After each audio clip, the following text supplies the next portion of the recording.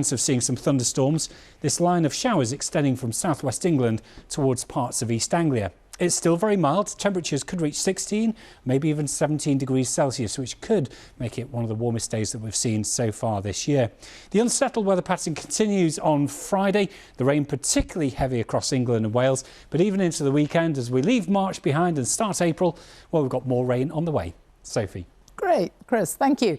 And that's it from us on the BBC News at 6. I'll be back with all the latest at 10, but now on BBC One, it's time to join our colleagues in the nations and regions for the news where you are. Goodbye. Hello, good evening. I'm Roger Johnson. Welcome to North West Tonight. Thank you for being with us this evening. Our top story. Awab died in a mouldy flat. A report says his landlord regarded refugees as lucky to have a home. When we consider that these are people that are looking after, or housing rather, some of the most vulnerable groups in society, the prevalence of such attitudes is disgusting. Rochdale Borough-wide Housing has apologised also tonight. He's far from an angel. The murder trial is told that Thomas Cashman might be hated, but he's not guilty. Barbara's big break, the 85-year-old runner starring in a new Adidas advert. From opera to art installations, some of the ways Liverpool is honouring Ukraine as its Eurovision Song Contest. And the blossom here in Stockport gave us a bit of colour on what was a fairly cloudy day. How's the forecast looking for the next couple of days? Well, join me at the end of the programme.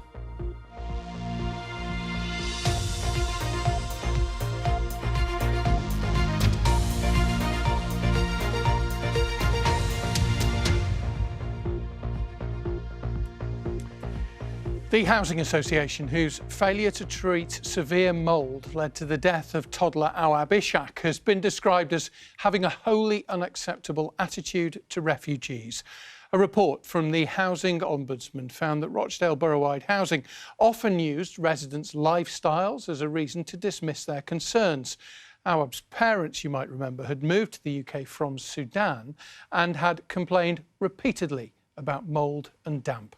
The new boss of RBH has apologised today, as our social affairs correspondent Abby Jones reports. At the end of their son's inquest, Awab Ishak's heartbroken family said they believed racism and prejudice played a part in their pleas for help being ignored, and in the death of their son, who spent his entire short life exposed to appalling damp and mould. We have no doubt at all that we were treated this way because we are not from the country and less aware of how the systems in the UK work.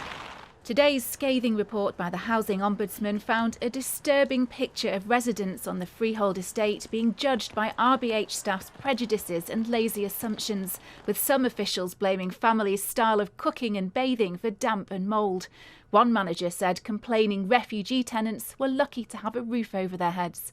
The report confirms that absolutely everything they were saying was correct and actually was perhaps even worse than Awab's parents knew to be the case. When we consider that these are people that are looking after some of the most vulnerable, or housing rather, some of the most vulnerable groups in society, the prevalence of such attitudes is disgusting. Well, it is wholly unacceptable, and I think those kind of lazy assumptions which have no relevance to that particular case, I think is clearly unfair on residents, and I think the report as a whole is a sobering piece of work. A survey late last year found 80% of the homes on the freehold estate had damp and mould. 12 were branded as Category 1 hazards, which means they may pose a risk to life. But the Ombudsman report says RBH failed to find those problems when it did its own review after Awab's death. It smells really badly. Nighttime is horrendous. When we visited the estate in November, we met Raja Mir, whose children had abandoned their bedroom because of mould. He'd been complaining for 4 years. The family aren't here today, but they've let us in to film. They say RBH has put in ventilation. You can see the fan, the ventilation up there, which connects into the cupboard. It's also in the lounge and in one of the bedrooms. But the mould hasn't been treated, they say, and hasn't gone away. Round the corner, Jefferson Ekator is still waiting for ventilation to be fitted. He showed me today mould where his kids are sleeping. We're a bit worried, to be honest. That is why most of the time we have to leave the window open so that there can be ventilation coming into the room. Some of the time we do the cleaning, but it will still come back again. The woman now at the helm of RBH apologised today and said it's made a culture shift as well as significant investment in its properties. We are really sorry to any residents that have not been treated with respect, that haven't felt that their voice has been heard, because that's just not acceptable. Every time anyone visits a home to carry out a repair, to do a home visit, we're asking them to do a damp and mould check. So we've been in over 5,000 properties since December. The Ombudsman's ordered RBH to apologise to 5 families and pay compensation. RBH says it's arranged for inspectors to visit the tenants we filmed with. Today's report comes too late to help the little boy whose death sent shockwaves around the world, or his devastated family. But they hope others who complain will now be listened to, and with compassion. Abby Jones, BBC North West Tonight, Rochdale. Now, the man accused of killing 9-year-old Olivia Pratt-Korbel in her own hallway in Liverpool last summer is probably one of the most hated people in the country. Those were the words today, not of the prosecution, but of Thomas Cashman's defence barrister. John Cooper KC said that his client was far from an angel, someone he'll never talk to again after his trial. We're not mates, he said, but he, like the jury, has a job to do. And Mr. Cooper said that that meant finding Cashman not guilty, because that is what the evidence shows. Let's go live to Katie Barnfield. She's at Manchester Crown Court for us this lunchtime. They were strong words, Katie. This trial is now reaching its conclusion. It is indeed, Roger, and after the defence and the prosecution finished their closing arguments, we've also been hearing this afternoon from the judge in this trial, Mrs. Justice Yip. She told the jury it was her job to give them a summary of the evidence in a fair and balanced way and nothing more. She started off by acknowledging the jury had been given a heavy responsibility with this case and that they probably didn't think they would be involved in something as high profile as this. She said no doubt this is a case that engenders emotion, but that the jury would need to put that aside and look at the evidence in an analytical and dispassionate way.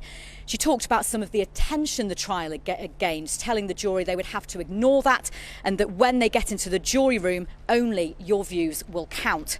Well, as part of her summary, she went over some of the evidence of the final moments before Olivia was killed.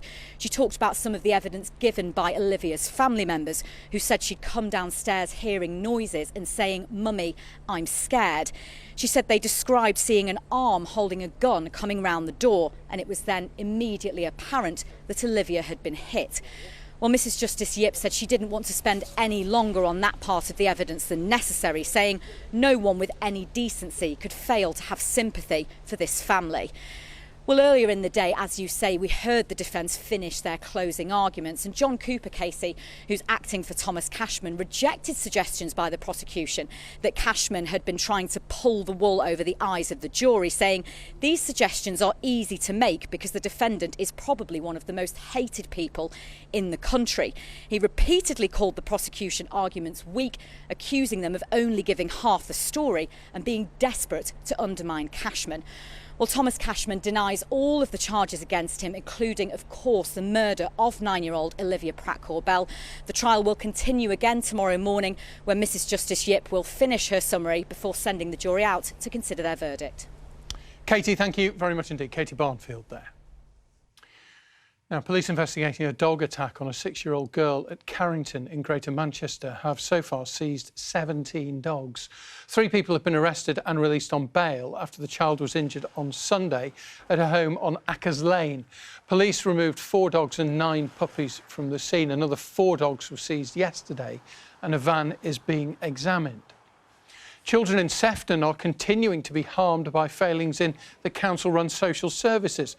That's according to Ofsted, which says that risks to vulnerable children are not always recognised and not enough progress has been made after services were ruled inadequate by inspectors last year. Sefton Council says that it is pushing forward with an improvement plan. Lots more stories on the BBC News website tonight, as always, including dog owners in Lancashire are being asked to register their pets so that they can give blood. That's to help a charity to save other dogs across the UK. A troop of Cubs and Scouts are planning to climb Pendle Hill at night to raise money for a new defibrillator. That's so that poorly fellow Cub Ashton Barton, who's got a complex heart condition, can continue to be an active member. Good luck to them. And a conductor on Northern Trains has been praised for his quick actions in helping to return two missing girls who'd run away from home on the Blackpool North to York line. Those stories and many more online tonight at bbc.co.uk/news.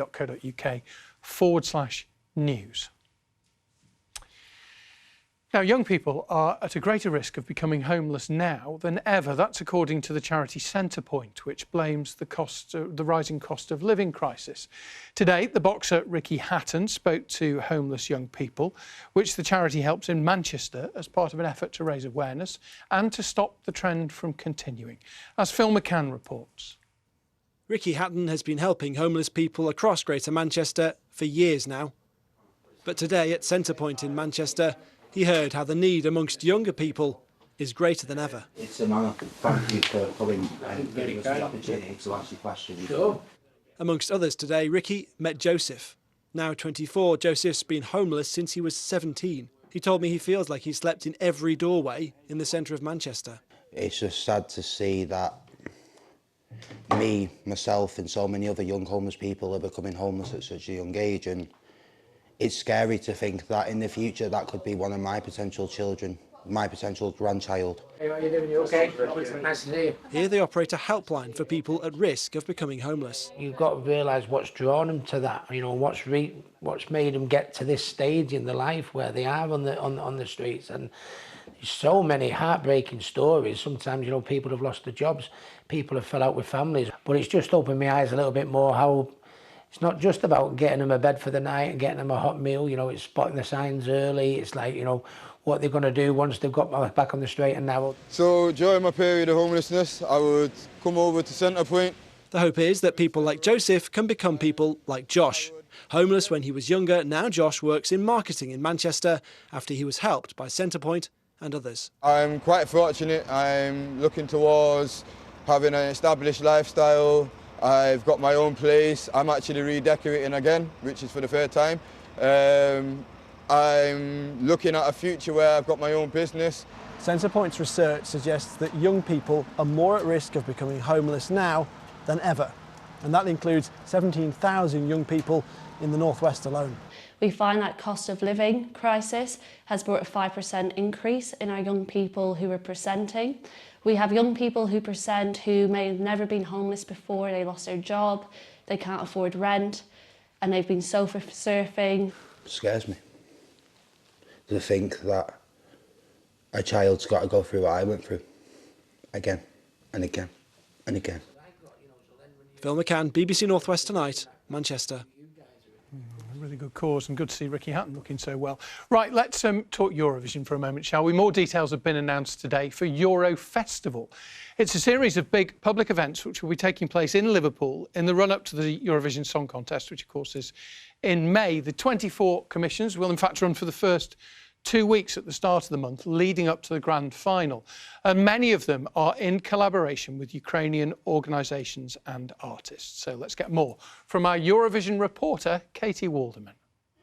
Epic, engaging and euphoric.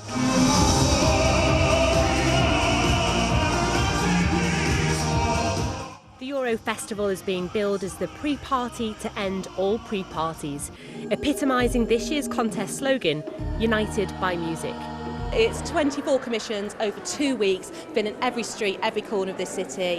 Whether you want to laugh or you want to kind of think more, you need to be in Liverpool during those 2 weeks, whether you love or don't love Eurovision. Who wouldn't like Eurovision? Might be some people out there. Some of those projects we've already heard about, like the huge underwater parade kick-starting the celebrations. We're doing a big parade street party, led by a yellow and blue submarine. It's so much fun. I mean, whenever something like this comes to Liverpool, it's massively exciting and I love the spirit. Everyone just gets on board. There's also simultaneous raves in Liverpool and Ukraine, and the English National Opera performing Eurovision hits.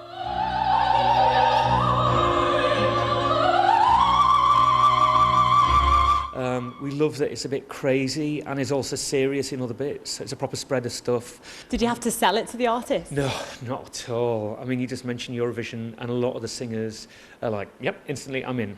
But now we've heard about the rest of those projects, including a trail of 12 large-scale light-up nightingales representing different regions of Ukraine. Each of our 12 birds, which are huge inflatable sculptures, they have their own unique sound. While Protect the Beats will see the Nelson Monument on exchange flags surrounded by thousands of sandbags, replicating how statues are being saved from shelling in Ukraine. It's crucial to support and to learn more about Ukrainian culture, because at the same time it's been a target of Russian invasion in Ukraine because they want to erase it. Another will see almost 1,000 children from both Merseyside and Ukraine flying kites at the same time. There'll also be a 3-day Eurocamp festival in Shavas Park, featuring drag acts and dance-offs, carnival and cabaret.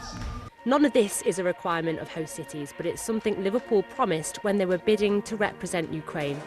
So when they presented me with the sort of concept ideas, I thought, oh my goodness, are they really going to be able to pull this off? But it has come on leaps and bounds, and it just goes to show the scale of the ambition that this city has given to hosting the Eurovision Song Contest.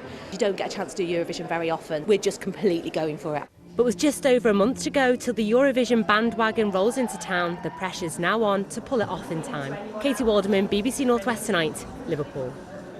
Who knew there was a Eurovision minister? We do now. Well, I've been talking to Marta Shokolo from the BBC's Ukraine service. She says that she is overwhelmed by the way that Liverpool is reflecting Ukraine in its programme of events.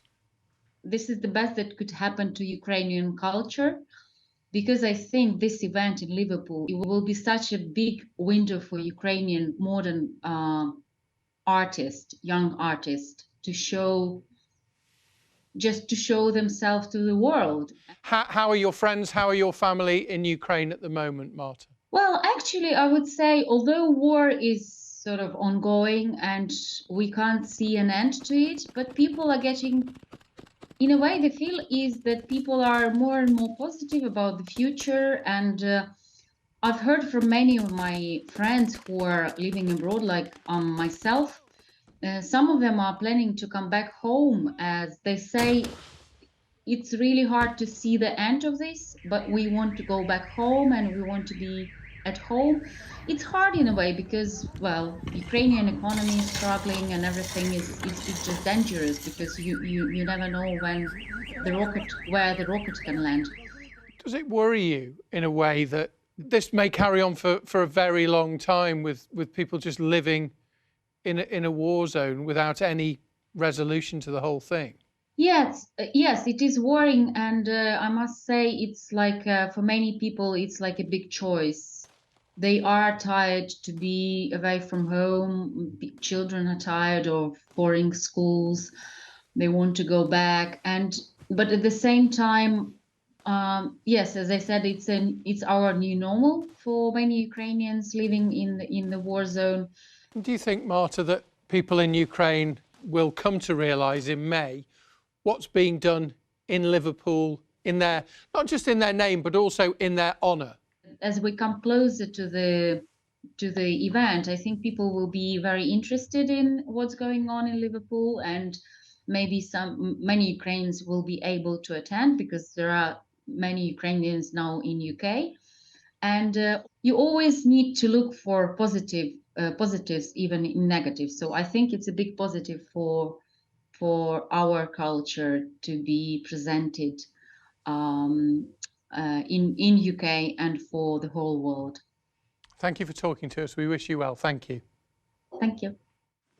That was Marta Shokolo from the BBC's Ukraine service speaking to me a little earlier this afternoon. Right, now it's going to be quite an occasion for Bolton Wanderers Football Club this weekend. They're heading to Wembley Stadium for the first time in 12 years. They're going to face Plymouth on Sunday in the final of the EFL Trophy. You might know it as the Papa John's Trophy. It's a competition they last won in 1989. More than 34,000 Wanderers fans are travelling to London for their big day out, including Wanderers fan Ian Haslam.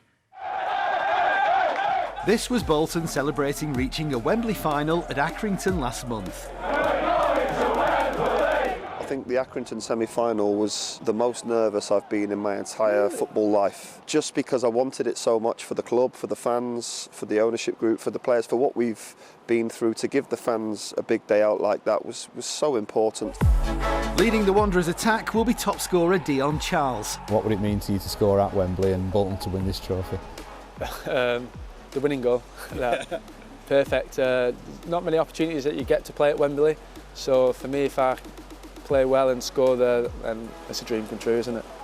Bolton last won this trophy 34 years ago. Legendary commentator Dave Higson led the coverage. We're the famous Bolton Wanderers and we're going to Wembley. It's the 28th of May and that means the Sherpa Van Trophy final at Wembley between Bolton Wanderers and Torquay United. It's cup fever, so to speak. It's running high throughout the town. And there's people been down here this morning trying to buy match tickets and there's none left, but they've been told they can pay on the turnstile at Wembley. And those that went weren't disappointed. Derby Tumwell! Oh yes! Having come from behind, it ended up as a comfortable win. It's 3-1 now, and there it is, that's the cup. 4-1 victory for Bolton Wanderers. A ding-dong-do, so to speak. A ding-dong-do of a parade then followed and cup fever has come to town again.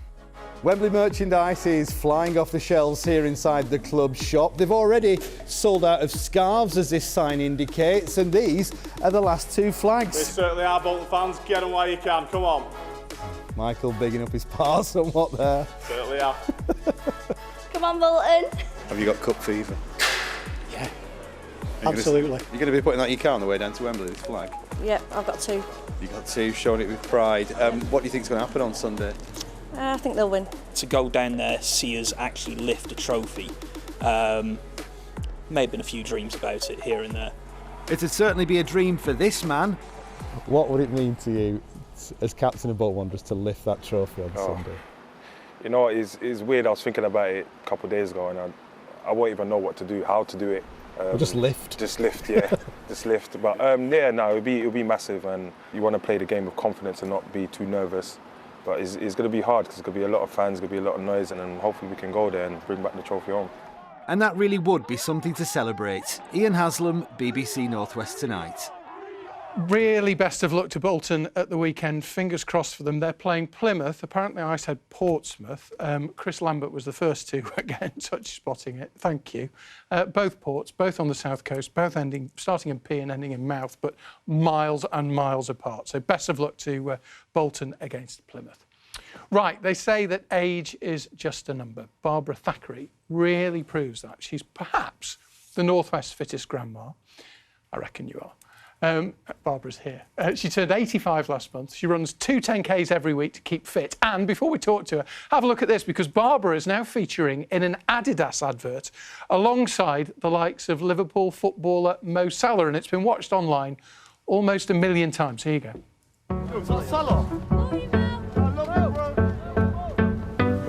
It doesn't care who gets there first, whether you're breaking records or setting a record for too many breaks.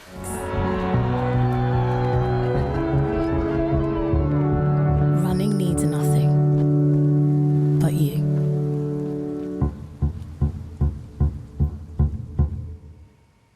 It's brilliant. How did that come about, Barbara? It was amazing. Adidas saw me running the Altrincham 10K and then got in touch with me to see if I would take part as their older runner. Ah, and we featured you running the Altrincham 10K, didn't we, on the programme? Yeah, because I was running them for St Anne's Hospice. Right, there you are running in pretty much exactly the same gear. Oh, yes. There you go. Yes, this is my running outfit. That's your running outfit, although I noticed you've got a different pair of trainers on. How many do you get through trainers quite quickly? No, but these are new ones. I've just got these. They're not Adidas, but they're new ones. Oh, don't tell them that. They'll make you. They'll say you have to wear their gear now that you're. I did for the race. Yeah. Why St Anne's Hospice, Barbara? Oh, I think the hospices do a wonderful job. All of them. Yeah. All of them. Yeah. And my sister died in St Anne's Hospice in 1988, and so I had first-hand experience of how they care for everyone who is there, and their attitude to death, I think, is just fantastic. Every single one of us will die. The hospices try to make that the very best death that that person can have. Yeah, they do an amazing job, don't So they? they do, and they're well worthwhile supporting. So that's why I run to support. So when did you start running? When I was 77. So there's plenty of time. For me, even. Everybody. Yeah. So you said Adidas saw you running. I mean, what was it like making the advert? It was amazing. We went to somewhere, I can't remember, and there were over 50 people involved in making this film. Yeah. It was amazing. So it did feel like I'd never been on a film set. So it was an interesting experience. Yeah, it's a bit different from this. There's three of us sitting in here, and when we filmed you in the Altrincham 10K, it was Molly with her mobile phone. Well, wasn't it? absolutely. Yeah, when I was running. Yes. And what I mean, I suppose you never know what the future has in store, do you? After doing an advert, but what's your next big race?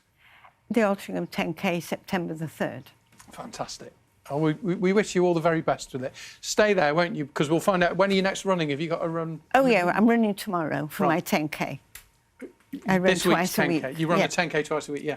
So Simon, how's the weather looking for Barbara's training run tomorrow then? A little bit blustery, but it's not going to be as cold as it's been recently. So actually, we've got some fine weather on the way for the next couple of days or so. Temperatures will be on the rise, but today it's been rather overcast, hasn't it? This is just a bit of brightness, a bit of colour in the sky in Stockport a bit earlier on today. We've had some patchy drizzle out there as well today. Now, through this evening and tonight, 1 or 2 showers continuing across parts of Cumbria, perhaps into the Isle of Man as well. Elsewhere, though, it's looking dry, fairly cloudy really through tonight. There could be a bit of drizzle around some of these coastal areas, but temperatures no lower than around about 8 or 9 degrees Celsius, so milder than it was last night. Now then, throughout Wednesday, we start off with a bit of sunshine. That's the fine weather. 1 or 2 showers will then start to move their way in around about lunchtime into the afternoon. Some of those could be on the heavy side. You may need to dodge those showers, particularly heavy towards Cumbria. But later on, with a bit of sunshine, temperatures 15, 16 degrees Celsius. That's going to feel really quite spring-like and pretty warm throughout the afternoon. And we keep that milder, if not warmer weather, really, as we go through into Thursday as well. It's the southwesterly wind bringing those temperatures up into the mid-teens.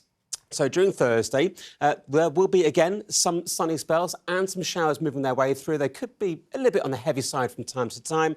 But again, with those sunny spells, temperatures 14 to 16 degrees Celsius. If you're out and about, again, that's going to feel quite pleasant with the March, nearly April sunshine quite strong. Now, on to Friday. This area low pressure moves its way through, so turning more unsettled on Friday. We'll see a lot more cloud around throughout the day. That could bring a few spots of rain, I think, throughout the day, particularly towards northern parts into the Isle of Man as well. It's not going to be raining all day on Friday, but certainly a bit more of a damper sort of feel to things. Temperatures starting to drop down again, 12 to 14 degrees Celsius. And those temperatures will continue to drop a little bit as we go into next week. But average temperature, really, for the time of year. Good for running, then? Absolutely, I think so. Not too hot, not too cold. Do you run all weathers, Barbara? Except ice. Except... definitely. Yeah, but all weathers. And do people hoot their horns when they see you out? Sometimes they do, yes, and I get lots of waves and smiles. Fabulous. So it's nice. Yeah. Runners are friendly people. They are. And if you're out tomorrow and you see Barbara running, give her a supportive hoot. And if you work for Adidas, send her a pair of trainers. She's in your advert. Good night. Thank you for watching. Bye.